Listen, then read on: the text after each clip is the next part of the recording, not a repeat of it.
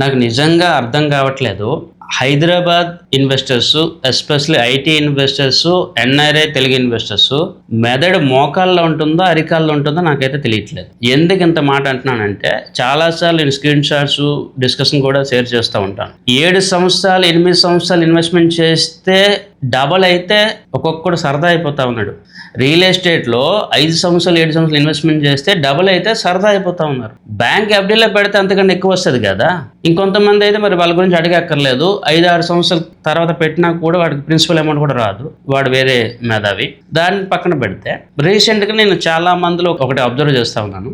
3 yearsలో 100% return వచ్చేటట్టుగా చేసినా, చూపించినా, చెప్పినా 3 yearsలో 100% ఏంటండి, ఇంకెక్కువ కావాలి కదా, ఇంకా భారీ మొత్తంలో రిటర్న్స్ రావాలి కదా, ఈ రిటర్న్ నాకు సరిపోదు కదా, ఇలా మాట్లాడుతాము. ఒకడేమో 5 సంవత్సరాలు 7 సంవత్సరాలకి డబుల్ అయితే సరదా అయిపోతా ఉన్నారు. ఆ టైం పీరియడ్లో 5 times 10 times నేనే ఇచ్చాను రిటర్న్స్. ఇక్కడ 3 yearsలో డబుల్ అవుతుంది అంటే ఇంకా సరిపోదు అంటున్నారు. ఎవరు కరెక్ట్? అవకాశం ఉన్నప్పుడు టైం వేస్ట్ చేస్తూ కొంతమంది టైం వేస్ట్ చేశారు. ఇంకొక అవకాశం వస్తున్నప్పుడు కూడా ఇది మాకు సరిపోదని చెప్పేసి పనికి మాలిన ప్రాజెక్టుల కోసమో, ఫ్రాడ్ ప్రాజెక్టుల కోసమో పరిగెత్తుతా ఉన్నారు. మరి ఇప్పుడు వీళ్ళకి మెదడు మోకాల్లో ఉందని చెప్పాలా, అరికాల్లో ఉందని చెప్పాలా? చెప్పండి.